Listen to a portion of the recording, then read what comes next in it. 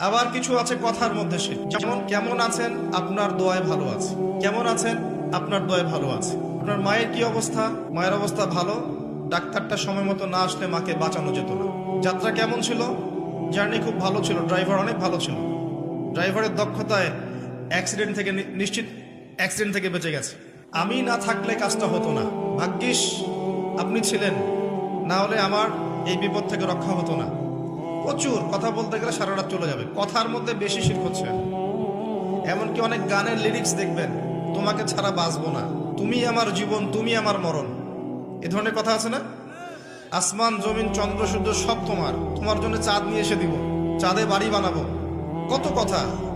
এই শিরিক এবং তাওহীদটাকে শেখেন।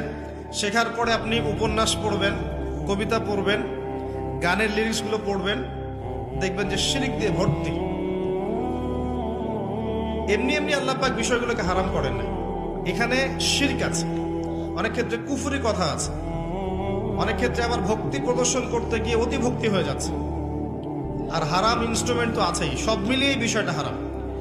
তার উপরে আবার এটা আপনার সময় কিল করবে এবং আপনাকে আল্লাহর জিকির থেকে সরিয়ে দেবে।